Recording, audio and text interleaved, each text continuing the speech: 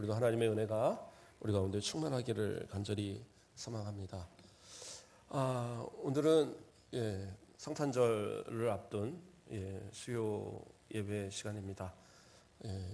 성탄절의 분위기가 예년만 아니 요즘 한 몇 년 사이에 그렇게 별로 이렇게 나지 않는 것 같아요. 길거리에도 이렇게 캐롤이 잘 들리는 것도 아니고 또 교회들도 많이 그런 장식을 축소해 가죠. 물론 성탄절이 무슨 그렇게 많이 장식을 해야지만 된다, 그것은 아니지만 왠지 세상 사람들의 어떤 인식 속에서도 성탄의 어떤 그러한 모습들이 점점 사라져가는 건 아닌가 하는 그러한 또 한편으로 좀 아쉬움이 있는 것 같아요. 자, 오늘 말씀을 통해서 우리는 예수님이 어떠한 분이신가, 예수님이 우리 가운데 오심이 어떠한 의미인가에 대해서 우리 간략하게 좀 살펴보고자 합니다. 성탄 때면 저는 항상 고민하는 것 중에 하나가 예수님의 나심을 축하해야 되는 건가, 그렇죠? 이것에 대한 고민들을 많이 하게 됩니다. 어떤 분은 그렇게 얘기하더라고요. 축하할 일이 아니냐.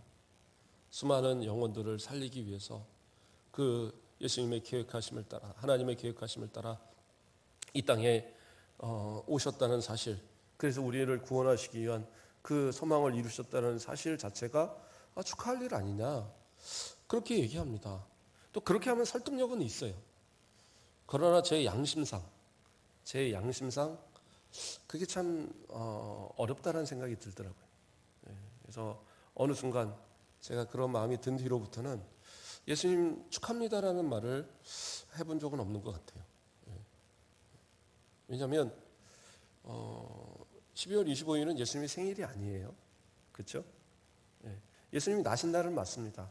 이 땅에 나신 날. 그러나 예수님은 이 땅에 나신 그때부터 시작하신 분이 아니에요. 물론 이단들 가운데는 그런 것을 주장하는 사람들도 있어요. 예수님이 원래는 하나님이 아니셨는데, 원래는 그리스도가 아니셨는데, 그가 이렇게 성장하면서 하나님께서 인정하셔서 깨닫게 하셔서 이제 하나님께서 그리스도로 인정하시고 하나님의 아들을 삼았다. 이 이단들입니다. 자유주의자들, 이런 사람들의 주장들인데, 그렇게 따지면은 탄생이 맞죠. 생신이 맞죠. 그러나 오늘 본문에서 나오는 이 요한은 마태나 누가와는 달리 예수님에 대해서 그가 하나님이시라는 사실을 먼저 밝히고 시작을 해요. 왜냐하면 인간으로 나신 자체는 우리를 위해서 나신 것이지, 그보다도 먼저 알아야 될 것은 예수님은 하나님이시다라는 거죠.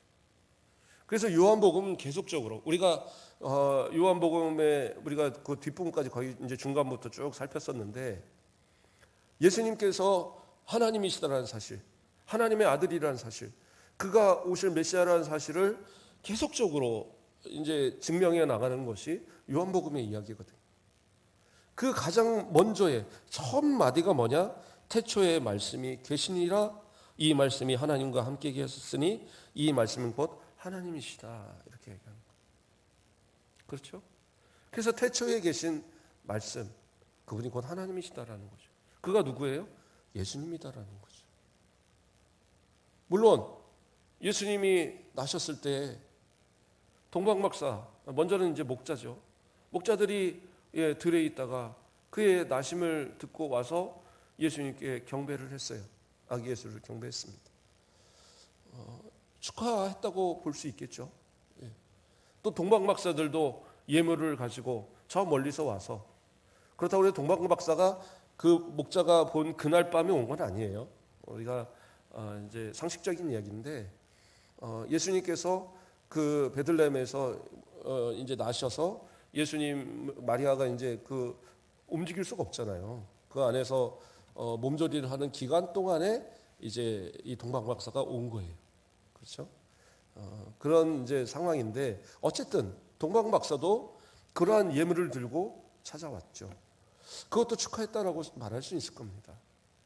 천사들도 하늘에서 지극히 높은 곳에는 하나님께 영광이고 땅에서는 그 사람들에게는 평화다라는 그러한 찬양을 외치고 노래하고 했죠. 그렇지만 그것이 과연 예수님의 지금 나심 그것에만 국한된 그런 축하고 그러한 모습이냐? 그렇다기보다는 성경이 기록하고 있는 것들은 뭐냐? 결국엔 예수님께서 소외되어진 이 목자들과 같은 사람들을 위해서 또 이방인들 동방박사 같은 이방인들을 구원하시기 위한 그러한 모든 일들에 대한 어떤 예표적 개념 속에서 그러한 것들을 앞서서 이야기한다고 보는 것이 더 맞을 것 같아요. 예수님은 누구셔요? 다시 한번 말씀하지만 이 요한이 말하는 것처럼 사도 요한이 말하는 것처럼 태초에 계신 말씀 로고스라고 얘기하는데 이 로고스에 대한 것은 뭐 자세한 설명을 하려면 또 이것도 한참 되니까 이것을 제외하고 자 태초에 말씀이 계셨다. 그런데 그 말씀이 누구세요? 2절 말씀을 보면 그가 태초에 하나님과 함께 계셨고 이것은 뭐예요? 예수님은 하나님과 함께 계셨다. 태초에 다시 말해서 창세 전에 이미 하나님과 함께 계셨던 분이다라는 사실을 말씀하고 있어요. 그러니까 예수님은 어느 날 이 땅에 태어나서 하나님이 너 참 괜찮네 하고 인정한 분이 아니에요. 영존하신 하나님의 본체이시고 그가 바로 하나님이신 그러한 분이시다라는 거예요. 그렇죠? 그래서 그 이사야서 9장 6절에 보면 예수님의 오실 메시아에 대해서 예언할 때 뭐라고 얘기합니까? 이는 한 아기가 우리에게 낳고 한 아들을 우리에게 주신 바 되었는데 그의 어깨에는 정사를 메었고 그의 이름은 기묘자라 모사라 전능하신 하나님이라 영전하시는 아버지라 평강의 왕이라 할 것임이라 이렇게 예언하고 있어요. 근데 뭐 말이 쭉쭉쭉 나가니까 뭐 그런가 보다. 물론 다 의미가 있는 말이지만 그 가운데 두 단어를 한번 생각해 보겠습니다. 전능하신 하나님. 그리고 뭐라고 그래요? 영존하신 아버지. 오실 메시아를 그 예수님을 이사야는 뭐라고 표현하고 있느냐? 영존하시는 아버지 하나님으로 얘기하고 있는 거예요. 그렇죠? 전능하신 하나님. 그 하나님이 바로 예수님이다라고 이사야 선지자는 이미 얘기하고 있어요. 그 예언의 성취자가 누구냐? 예수님이세요.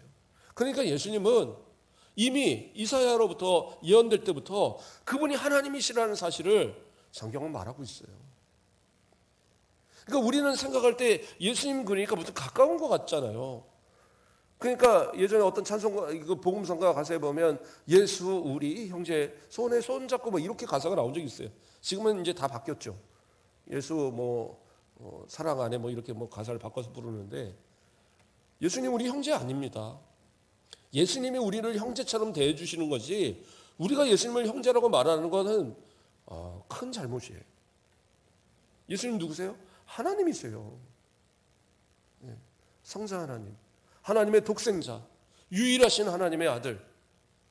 그런데 우리는 어떻게 돼요?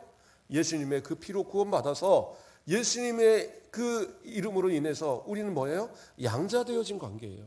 하나님의 자녀 되어졌어요. 그러나 예수님은 누구예요? 영존하신 아버지예요. 전능하신 하나님이. 이 사실을 우리가 깨닫지 못하면 안 돼요.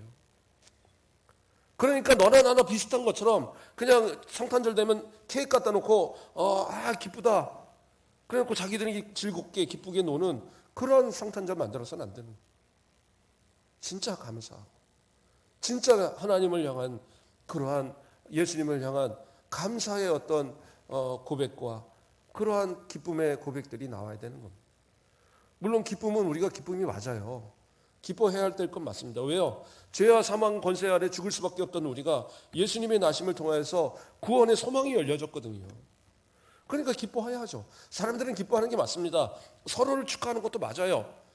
기쁜 성탄, 성탄절 축하드립니다. 서로에게 축하할 수는 있어요.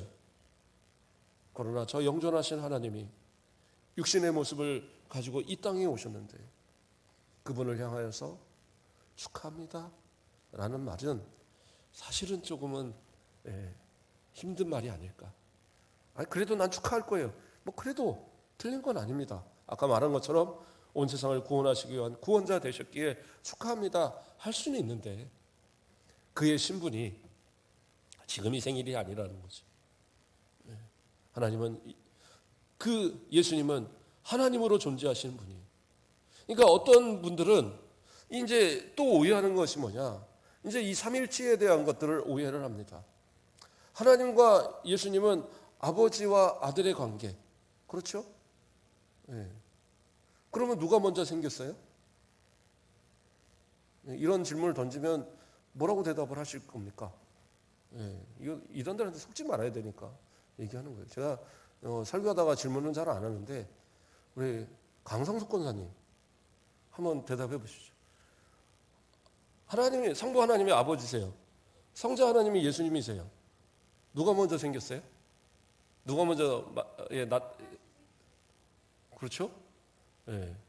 스스로 존재하신 분이 하나님이세요. 스스로 존재했다라는 건 뭐냐? 누가 우선이 아니에요. 성부, 성자, 성령은 스스로 존재하신 분들이에요. 그런데 왜 아버지와 아들이라고 얘기하느냐? 그 존재 방식이 낳으신 관계가 되었기 때문에. 아버지와 아들이니까 낳으신 관계잖아요. 그래서 성부와 성자가 성부에게서 나셨다라는 것이 시간적 개념 속에서 아버지와 아들이라는 개념이 아니에요. 이것을 오해하면 이단되는 거예요. 그럼 성령님은 뭔가요? 성령님은 성부와 성자에게서 나오시는 분이에요. 그래서 그런데 이제 이 교리에 대해서 정교회 쪽은 뭐 대표적으로 이제 러시아 정교회가 있겠죠. 물론 이제 그쪽으로 다 있던 정교회들이 다 없어져서 지금 이제 러시아 정교회 쪽으로 이렇게 있는 건데 옛날 이제 동로마 쪽에 있는 이 정교회 쪽이죠. 그쪽에서는 성부에게서 나온다라고만 인정을 해요. 네. 성부와 성자에게서 나왔다고 인정하지 않습니다. 그러니까 상식적으로 이해가 안 가는 거죠. 그러나 그들도 오해한 거예요. 뭐냐? 존재 방식이에요. 그래서 삼위 하나님이라는 그 신적 본질 안에 성부, 성자, 성령이 함께 계시는 거예요. 그렇다고 해서 이분이 무슨 뭐 아버지가 됐다, 뭐 엄마가 됐다가 뭐 이런 거 아니고 아버지가 됐다 무슨 사장이 됐다가 아들 됐다 이런 게 아니고 각각이 동등하게 존재하셔요. 성부, 성자, 성령 존재하시는데 그 모든 신적 본질 안에 하나라는 거예요. 근데 이 신적 본질 안에 하나라는 개념 속엔 결국엔 무엇이냐? 하나님의 존재 방식은 스스로 존재하는 방식이에요. 그래서 그것을 누가 먼저 생겨서 누가 다음을 만들고 누가 다음을 그 다음에 나오고 이게 아니라 성경에서 나오는 모든 그 구절들을 다 보니까 그렇게 나와 있는 거예요. 그렇기 때문에 우리가 그렇게 설명을 하고 이해하는 거지. 그러나 하나님은 삼위일체 하나님은 창세전에 이미 스스로 존재하실 그 하나님 이미 존재하실 때 성부와 성자 성령으로 존재하신 거예요. 그러니까 이것을 오해하면 마치 하나님이 먼저 생기고 그 다음에 예수님 생기고 그 다음에 성령 생긴 것으로 그러니까 하나님보다 아들이 조금 못하고 이거는 말이 안 돼요. 예수님은 하나님께서 만드신 존재가 아니에요. 낳으신 존재고 그 존재 방식이 그렇게 존재하신 거예요. 그래서 다시 말씀에 뭐예요? 예수님은 태초에 계신 말씀이셨고 그분이 하나님이셨던 거예요. 그래서 3절에 뭐라고 그래요? 만물이 그로 말미암아 지은 바 되었으니 지은 것이 하나도 그가 없이 된 것은 없느니라. 이것은 무슨 얘기예요? 창조주 하나님, 창조주의 하나님의 역사가 바로 예수님의 역사였다고 얘기하고 있는 거예요. 성부, 성자, 성령이 함께 그 모든 이 창조의 역사를 감당하신 거예요. 그래서 이 사람을 지으실 때 하나님 뭐라고 그러세요? 우리가 우리의 형상대로 사람을 만들고라는 얘기를 합니다. 그렇죠? 그건 뭐예요? 무슨 천사들과 회의? 절대 그런 거 아닙니다. 감히 누가 창조의 사역에 피조물이 그 안에 함께 동참을 합니까? 천사도 다 피조물들인데 불가능한 얘기예요. 누구예요? 하나님이시기 때문에 가능한 거예요. 성부, 성자, 성령 하나님이시기 때문에 함께 의논하시고 함께 마음을 같이 하시고 함께 창조의 사역을 이루시는 거예요. 그분이 누구냐? 예수님이시죠. 그런데 그분이 이 땅에 인간의 모습으로 우리와 같은 이 육신의 모습으로 이 땅에 태어난 그날이 바로 성탄절이 되는 겁니다. 그렇다고 한다면 우리는 그날을 어떻게 받아들여야 될까요? 예수님 축하드려요. 마치 뭐 옆집 누구 친한 사람 생일 축하하듯이 축하드려요. 이것보다는 진짜 우리의 마음 가운데서 나를 위해 이 땅에 오셨다는 그 사실, 그 감격에 오히려 눈물이 나는 것이 정상이 아니겠습니까? 그게 우리들의 모습이 되어야 되지 않을까. 그렇다고 해서 제가 뭐 성탄절날 심각한 얘기를 하려고 하는 게 아니에요. 오늘 성탄 전이니까 제가 이런 얘기를 합니다.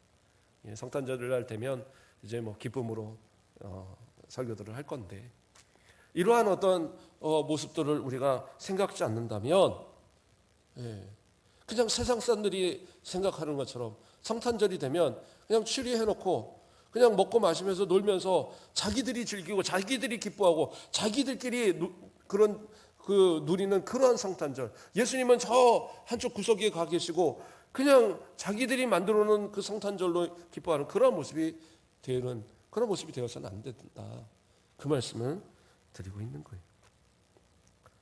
이사야서 53장 3절에서 9절의 말씀, 오실 예수님에 대한, 메시아에 대한 그러한 설명의 내용이 있어요. 보통 고난 주간에 많이 읽어드리는 그러한 부분인데 오늘 이 말씀을 제가 읽어드리고자 합니다. 그는 멸시를 받아 사람에게 버림받았으며 간고를 많이 겪었으며 질고를 아는 자라. 마치 사람들이 그에게서 얼굴을 가리는 것 같이 멸시를 당하였고 우리도 그를 귀히 여기지 아니하였도다. 그는 실로 우리의 질고를 지고 우리의 슬픔을 당하였거늘 우리는 생각하기를 그는 징벌을 받아 하나님께 맞으며 고난을 당한다 하였노라. 그가 찔림은 우리의 허물 때문이요 그가 상함은 우리의 죄악 때문이라. 그가 징계를 받음으로 우리는 평화를 누리고 그가 채찍에 맞음으로 우리는 나음을 받았도다. 우리는 다 양 같아서 그릇 행하여 각기 제 길로 갔거늘 여호와께서는 우리 모두의 죄악을 그에게 담당시키셨도다. 그가 곤욕을 당하여 괴로울 때에도 그의 입을 열지 아니하였으며 마치 도수장으로 끌려가는 어린 양과 털 깎는 자 앞에서 잠잠한 양같이 그의 입을 열지 아니하였도다. 그는 곤욕과 신문을 당하고 끌려갔으나 그 세대 중에 누가 생각하기를 그가 살아있는 자들의 땅에서 끊어짐은 마땅히 형벌을 받을 내 백성의 허물 때문이라 하였으리요. 그는 강포를 행하지 아니하였고 그의 입에 거짓이 없었으나 그의 무덤이 악인들과 함께 있었으며 그가 죽은 후에 부자와 함께 있었도다. 예수님의 나심의 그 의미가 바로 이거라고 이사야는 이미 이렇게 예언하고 있는 겁니다. 예수님의 나심은 결코 그냥 뭐 메시아로 이 땅에 오시는 것을 기쁨으로 나 이제 메시아야, 나 왕으로, 나 선지자로, 나 제사장으로 나 이거 하기 위해서 왔어, 이렇게 오신 분 절대 아니에요. 우리의 죄악을 담당하시기 위해, 우리의 모든 고난을 다 대신 지시기 위해. 그렇죠? 사람들은 결코 예수님이 왜 오셨는지를 깨닫지 못해도 예수님은 그 모든 것을 다 감당하시면서 뭐라고 그래요? 그가 살아있는 자들의 땅에서 끊어지면 마땅히 형벌을 받을 내 백성의 허물 때문이라. 마땅히 형벌 받을 나 때문에 오신 예수님, 나를 위해서 죽으러 오신 예수님을 향하여서 축하한다라는 말을 하기는 조금은 어렵지 않을까. 그래서 저는 부탁을 드립니다. 마음 가운데 기뻐하시고 즐거워하시고 감사하고 그런 성탄을 다 누리십시오. 다만 우리의 마음 가운데서 진짜 예수님을 우리 마음 가운데 모시고 우리 마음 가장 깊은 곳에 내가 아닌 예수님을 좌정하게 하여 드리고 그 쉴 곳이 없어서, 나을 곳이 없어서 마국간 저 허름한 곳에서 나아져서 그 강보에 쌓여서 그 포대기에 쌓여서 그 구유에 누이셨던 예수님의 모습이 아니라 내 마음 가장 귀한 곳에 예수님을 모시고 내 가운데 오심을 감사합니다. 하나님 내 가운데 함께 하심을, 예수님 내 가운데 함께 하심을 감사합니다. 그 감사의 마음으로 맞이하는 그런 우리 성탄 되기를 주님의 이름으로 축복드립니다. 기도하겠습니다. 사랑의 하나님 감사를 드립니다. 우리를 사랑하여 주시고 창세전에 스스로 존재하신 하나님의 본체이신 영존하신 아버지의 본체이신 우리 예수님께서 우리를 위해서 죄악으로 죽을 수밖에 없는 나를 위해서 이 땅에 오심에 감사를 드립니다. 세상 사람들은 이 날을 마치 그냥 자신들의 축제일처럼 즐거워하고 서로에게 선물하고 서로에게 기뻐하는 그러한 모습들이 될지 모르지만 우리는 정말 하나님의 그 사랑을 깨닫고 예수님이 우리를 향하여 베푸신 그 사랑을 기억하면서 가장 소중하고 가장 존귀하게 우리 예수님을 우리 마음 가운데 모실 수 있는 복된 성탄 되어지도록 축복하여 주시옵소서. 감사합니다. 예수 그리스도의 이름으로 기도드립니다. 아멘.